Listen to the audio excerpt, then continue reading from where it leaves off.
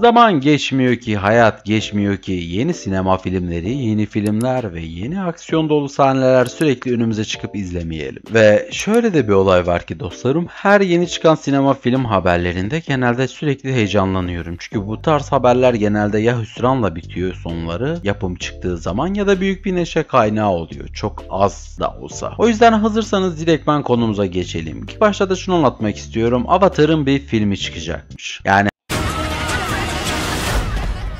Yani hatırlarsanız geçtiğimiz aylarda dizisi çıkmıştı. Şimdi de filmini çıkarmaya karar veriyorlar. Bu adamlar tam olarak ne yapmaya çalışıyor ben de anlamıyorum ama sadece şunu söyleyebilirim sizlere. Bir yapımı izlediğim zaman dostlarım onun kalitesine bakarım, onun devam işlerinin kalitesine bakarım ve onun bende yarattığı hissiyatlara bakarım. Bana göre soracak olursanız Avatar serisi ilk çizgi film serisi haricinde diğer hangi yapımları çıkmış olursa olsun hepsi hüsranla sonuçlandı. Yani geçmişe baktığımız zaman bir tane Avatar filmi çıkarmaya karar verdiler ve bu çıkardıkları Avatar filmi zaten görselliği olsun, yeri geldiği zaman karakterler olsun rezalet bir yapımdı dostlarım. Kelimenin tam anlamıyla. Ardından yıllar sonra yani bundan birkaç ay önce bir de dizisini önümüze attılar. Dediler ki kardeşim onun bir dizisi var, bir dizisine bakın siz bunun hakkında ne düşünüyorsunuz diye. Aynı şekilde dizisi de rezaletle rezaletin ortası arası bir şeydi. Onu da izledik. O da bir. Şimdi yapımcılar tekrardan Avatar serisinin hikayesini sömürmek istermişçesine tekrardan hikayeyi bize bu sefer film olarak göstermeyi düşünüyorlar. Ve bu beni aşırı derece tedirgin ediyor dostlarım. Çünkü Avatar serisi benim çocukluğumda okuldan gelip izlediğim ve hayatımı güzelleştiren 2-3 şeyden bir tanesiydi. Ki halen o bölümleri açar izler ve mutlu olurum. Şimdi bu yapımcılar tekrardan Avatar'ın ekmeğini yemek istiyorlar ama ve lakin yapamıyorlar dostlarım. Yapamıyorlar. Çünkü çizgi film serisi çıtayı o kadar yükseğe çıkardı ki bize o kadar muazzam sahneler izletti ki onların üstüne çıkabilmek baya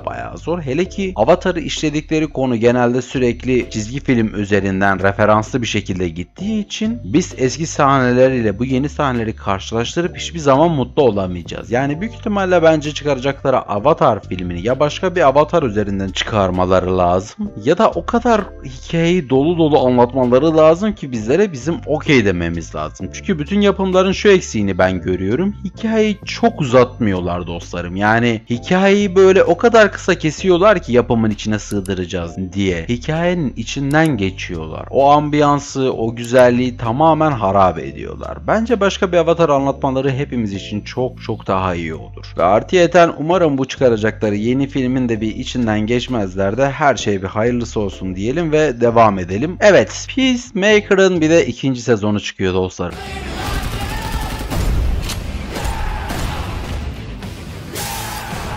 O da çok böyle enteresan beklediğim bir seri. Çünkü Peacemaker serisi aynı zamanda eski dövüşçü olan John Cena'nın da başrollerinde oynadığı bir yapım. İlk sezonu büyük bir keyifle izledim ama ilk sezonda John Cena'yı baya şebek yapmışlardı. Yani serinin içerisinde bizim bildiğimiz John Cena normalde daha böyle suratsız bir adamdı ki ilk suratsızlığını da Suicide Squad'ın ikinci filminde görmüştük ilk olarak Peacemaker karakterini ama ve lakin sonradan da Peacemaker'ın böyle Deadpool varisimsi tuhaf bir canlıya çevirdiler. Komiklikler, şakalar, espriler, yeri geldiği zaman saçma sapan hareketler. Gerçekten böyle bir şey olması beni üzdü. Neden? Çünkü ben bu karakteri daha olgun, daha böyle sert ve daha mizacı düzgün isterdim ki çevresinde belki bir yardımcısı, belki çevresindeki başka bir karakter daha böyle cıvıtmış bir şekilde olsa evet dengelerdi ama karakterin bu hallerini görmek beni mutsuz ediyor. Yani buna örnek olarak şöyle gösterebilirim. Bildiğiniz gibi The Witcher serisinde Geralt karakteri bayağı huysuz, bayağı yüzsüz ve bayağı neşesizdi. Orada